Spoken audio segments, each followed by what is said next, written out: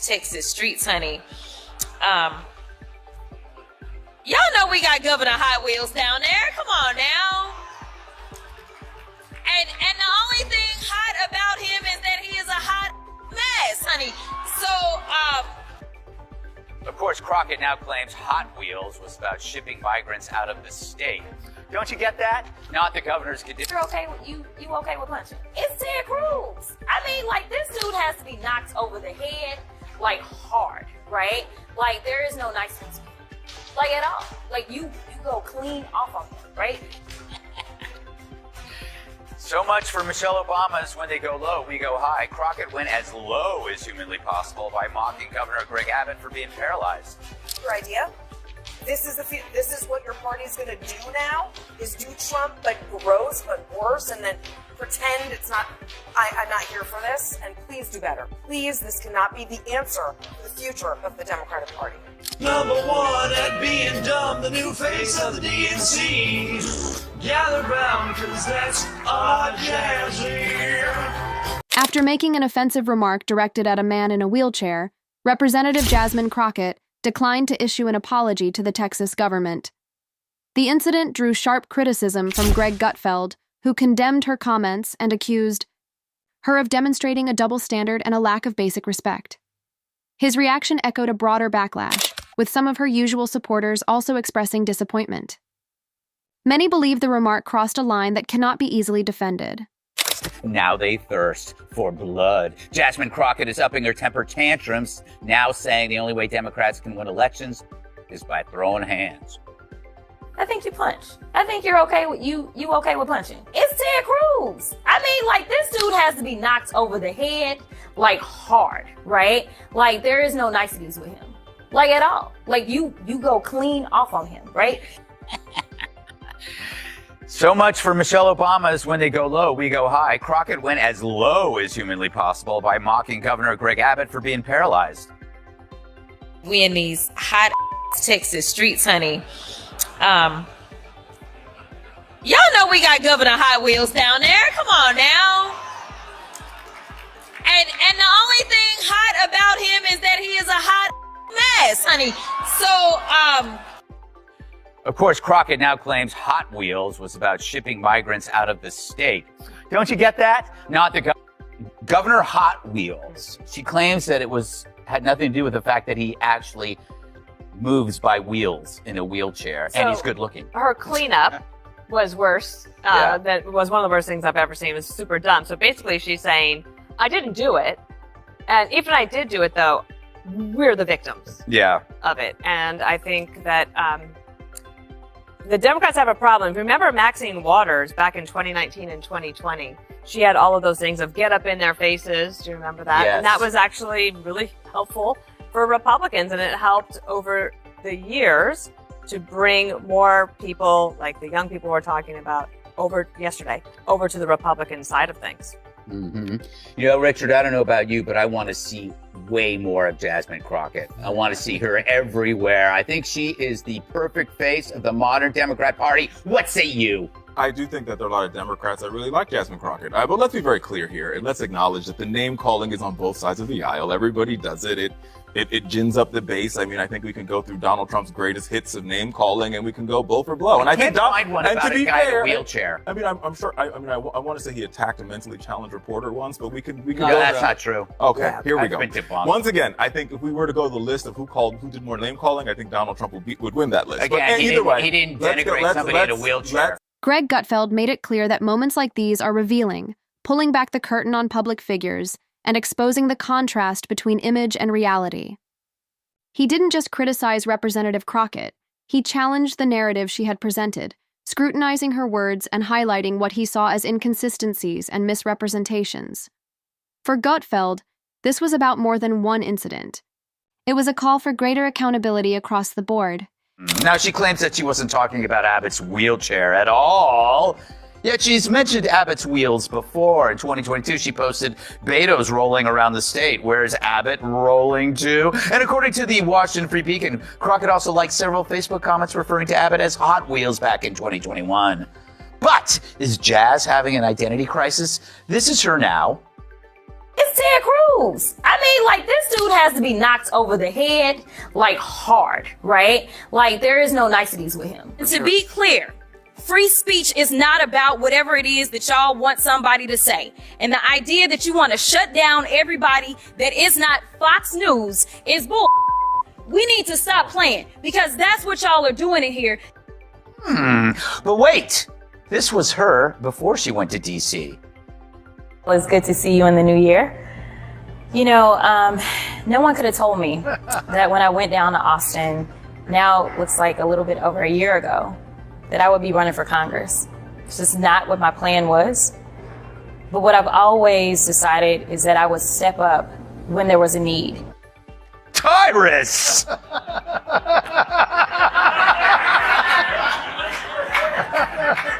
Tyrus argued that many on the left underestimate the public's ability to see through political performances. In his view, Representative Crockett is simply a repeat of a familiar pattern, what he called Kamala 2.0. He suggested that she followed a well-worn path, playing the game, putting on a show, and doing whatever was necessary to climb the ranks. Now, he says, the act is fading, and her true character is beginning to emerge, much like a snake shedding its skin, and the public isn't buying it. Yes. She got the job. That was the get the job voice. Remember when I first met you? Good evening, Gutfeld. Yes. Nice to meet you. It's a real pleasure to be here. Oh, cool. Once I got the job, what it is, let's crack jokes. That's all it is. That's all it is. You know, it's just you gotta to get the job. You know, you gotta leave the Negro at home and do the what it is afternoon, and then once you get in, you can say whatever you want to say. Listen, everyone talks different with their crew and their people. Everyone has a different way of talking when they're with other people or whatever. She's too comfortable, and she thinks she's clever when she does it. But here's the cold part: somebody's writing that for her. Yeah. That's why she had to remember and look back, because apparently Hot Wheels she thought was going to be someone thought it was a wonderful joke and it was going to do well. So she set it up, but she doesn't read good because she's like, and this, and then she said the Hot Wheels, and as soon as she said it, it didn't get the reaction that she thought it would. So then she paused again. So again, when you have people write, this is why when white people write black slang, weird happens. Yeah. And this is what happened. Before turning back to Greg Gutfeld's response, it's worth taking a moment to observe how CNN approached the situation. Their coverage appeared to downplay the controversy, pushing a narrative that many found hard to accept. In contrast, this moment serves as a clear breakdown of what truly happened. Across Texas, reactions have been strong, with many expressing embarrassment over Representative Crockett's behavior, from the exaggerated accent to her dismissive attitude. To critics, she came across as immature, disrespectful, and lacking in sincerity. Rally where Trump is mocking a disabled journalist or a POW or saying we should punch him out. I mean, it is rich. And let me tell you, I have been very, very out there on criticizing Trump for that disgusting rhetoric that has coarsened the language around politics. It's gross. He's why we got here. And what she did was disgusting. And I am not going to accept her spin of this. It's disgusting and gross to mock someone who is disabled just because you don't like them. And if Democrats, this is your idea, this is what your party is going to do now, is do Trump, but gross, but worse, and then pretend it's not, I'm not here for this, and please do better. Please, this cannot be the answer for the future of the Democratic Party. I mean, I think actions speak louder than words.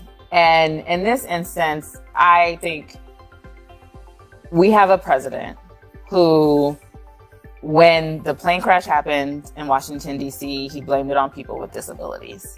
When RFK says that autism is a threat to the American way of life, which is a disability. Apparently, the White House has ended ASL, American Sign Language interpreters, in briefings, which is making it inaccessible. Questioning and gutting Social Security, which a lot of disabled people rely on, Medicaid, Medicare, people rely on. And in his first campaign, mocking disability. Two wrongs don't make a right, but actions speak louder than words, and the policies of the Republican, including undermining special education, ID, the Individuals with Disability and Education Act, making sure that schools are not going to be accessible.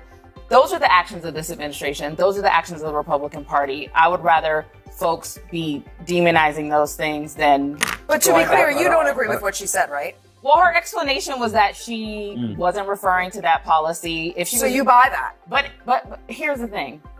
If you make fun of somebody because of their disability, I do not agree with that. As a person with a disability, as a person who has family members with a disability, as a person who has taught children with a disability, that is not acceptable.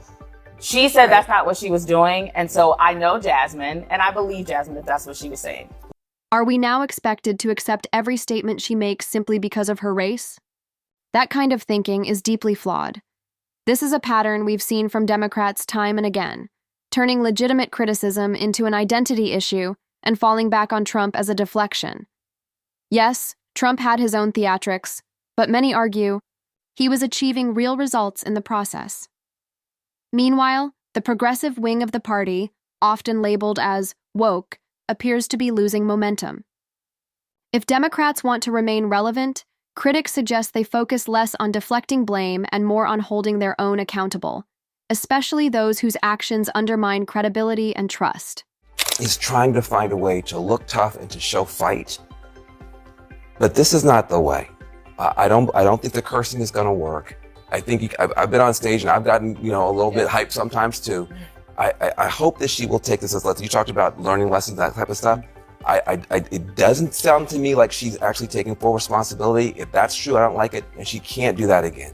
She's too important to us to do that again. What I fear is that no lesson could ever be learned as long as you're doing these things in front of audiences who roar when you do it. When you have comedians who are broad messengers for the left making unfair jokes and people are roaring, when you have politicians being vulgar and saying it in their voice, what's the lesson? We're trying. What's the audience? It says a lot about the audience. But what we're trying to deal with is that Trump has done this and he's been successful. Yeah. So when you have somebody who does this stuff and they're successful, you start thinking, well, is that the right way? I would like for us to say it's not. But I think it's hard for us, you Republicans, scolding us on it when your guy does it all the time. We are trying to find a way forward. Jasmine is too important to make these kinds of mistakes. I think she has a bright future. I hope that tonight she's looking and says, you know what? I don't have to do that kind of stuff to get an applause line. She's too important for us to make those kinds of. It's become increasingly difficult to watch without cringing. These tactics aren't effective. They're a sign of desperation. Democrats aren't adopting this approach because it yields results or mirrors Trump's past successes.